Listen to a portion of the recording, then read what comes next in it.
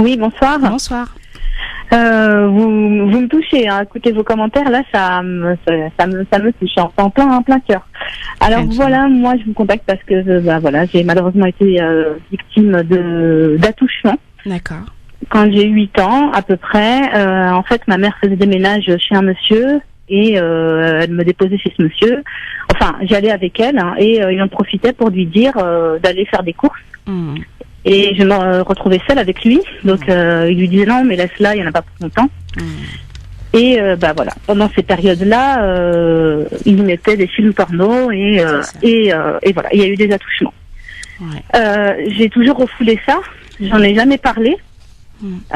C'était pour moi c'était tabou et puis j'ai commencé à être dans la culpabilité, la honte, je pensais que c'était de ma faute. Et c'est arrivé plusieurs fois et j'en voulais beaucoup à ma mère parce que elle m'envoyait avec mon grand frère, c'était un voisin, et elle m'envoyait avec mon grand frère chez lui. Et elle nous disait allez-y, il a besoin de vous pour faire des courses, mais il répétait le scénario, c'est-à-dire qu'il disait à mon frère va au Franprix, va m'acheter ceci. Et je me retrouvais encore seule avec lui. Et j'ai essayé de faire comprendre à ma mère que je ne voulais plus aller là-bas. Mais malheureusement, dans les tempéraments un peu maghrébins, elle me prenait pour une idiote, pour une bagra, pour reprendre ses termes, parce que ce monsieur laissait de beaux pourboires à chaque fois qu'on lui faisait des courses. Donc elle me disait mais attends, mais t'es bête, voilà, ça va être de l'argent de poche, mais pourquoi tu veux pas y aller? Et j'arrivais pas à lui expliquer en fait pourquoi je voulais pas y aller. Bah oui, parce que vous aviez le poids de la honte, et puis parce que cet homme est un habile manipulateur. C'est quelqu'un qui sait entre guillemets embrouiller la situation. C'est quelqu'un qui s'est isolé. C'est quelqu'un qui savait vous isoler. Il avait des stratégies pour vous mettre pour se retrouver tout seul avec vous. C'est quelqu'un qui devait, à mon sens, être un expert aussi. Alors ce type d'agresseurs, c'est des personnes qui sont expertes dans le fait de monter les membres d'une famille les uns contre les autres. C'est des personnes qui arrivent à avoir des alliés. Pour peu qu'il ait croisé votre maman dans le couloir ou dehors et qu'il lui ait dit votre fille, j'ai vraiment besoin d'elle, alhamdoulilah, elle me soulage, vraiment merci, ce que vous faites, etc., des compliments, en plus il donnait un pourboire, enfin voilà. Donc pour peu qu'il suscite une culpabilité également, votre maman, quand vous lui dites non, j'ai pas envie d'y aller, voilà, votre maman, elle va vous voir comme la méchante et elle va dire non, tu y vas, arrête, ça suffit, et puis voilà. Et puis c'est quelqu'un qui arrive, je pense, quelqu'un qui est arrivé à vous culpabiliser de façon très très subtile. C'est j'ai besoin de toi, il faut que tu m'aides. Il y a toujours une excuse, il y a toujours un prétexte, il y a toujours une raison qui fait que à un moment il va se retrouver avec vous et que vous vous sentez obligé vous d'être là. C'est des manipulateurs. Donc, en fait, j'en ai beaucoup voulu à ma mère. Je pense que toute l'adolescence, il y a eu une période très conflictuelle avec ma mère où j'ai fugué. Où j'ai tenté de me suicider un peu plus tard, à 12-13 ans, mais personne l'a compris en fait. J'étais juste une mauvaise fille perturbée, c'est moi qui j'étais pas bien. Voilà, j'étais pas bien, alors que j'ai toujours tout fait pour que ma mère m'aime. Mais voilà, j'ai aujourd'hui presque 40 ans. J'en ai parlé à ma mère l'année dernière, rapidement. Je lui ai dit que je lui en voulais. Et je lui ai expliqué, tu te rappelles un tel quand t'allais faire les ménages chez lui, voilà ce qui s'est passé. Et en fait elle a été choquée, elle m'a dit mais pourquoi tu me l'as pas dit? Et j'ai répondu j'avais 8 ans, c'était dur, comment tu veux que je te le dise? Et ça s'est arrêté là, on n'en a plus jamais rediscuté. Je suis partie en pleurant parce que j'étais submergée par l'émotion. On n'en a plus jamais rediscuté. Aujourd'hui j'essaie de comprendre pourquoi alhamdoulilah, je suis divorcée, j'ai 2 enfants, j'essaie de les élever du mieux que je peux, mais en vous écoutant, je me rends compte qu'il y a pas mal de choses, j'arrive à comprendre maintenant. J'ai pas de stabilité professionnelle, j'arrive toujours à trouver du travail, mais c'est de l'intérim. Même si j'ai régulièrement du travail, j'arrive pas à m'accrocher un CDI. Je me dis qu'aujourd'hui c'est peut-être lié. Mon ex-mari m'a toujours vue comme une personne qui cachait des choses. Alors que j'ai toujours eu un comportement exemplaire avec lui. Donc, mais dès qu'il me disait quelque chose, effectivement, ça m'atteignait, je me mettais très en colère, et pour moi, c'est juste impossible de lui expliquer. aujourd'hui parce que c'est là c'est un maghrébin.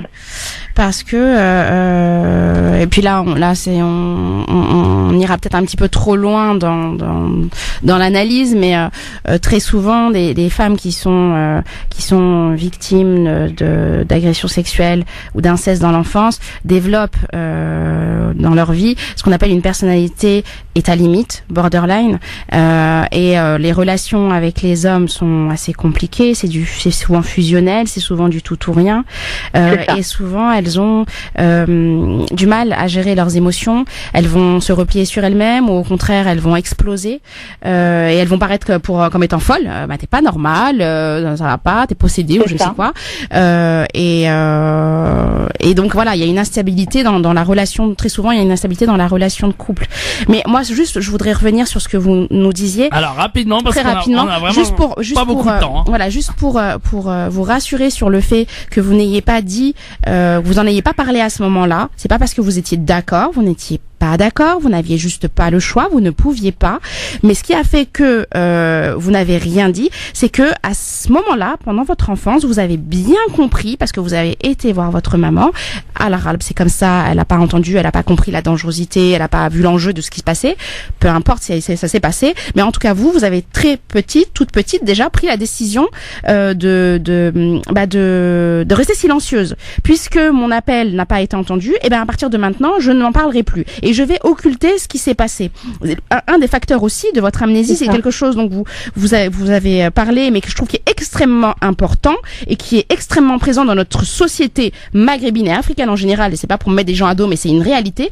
Très souvent, l'environnement familial, c'est un facteur possible de cette amnésie. C'est un facteur facilitant, dans le sens où quand dans la famille on a des secrets de famille, quand dans la famille il y a des tabous, très souvent l'enfant en grandissant, il apprend que à travers le comportement de ses parents et de son entourage, il apprend qu'il y a des choses qu'il faut pas dire, il y a des choses qu'il faut cacher, il y a des choses qu'il faut taire.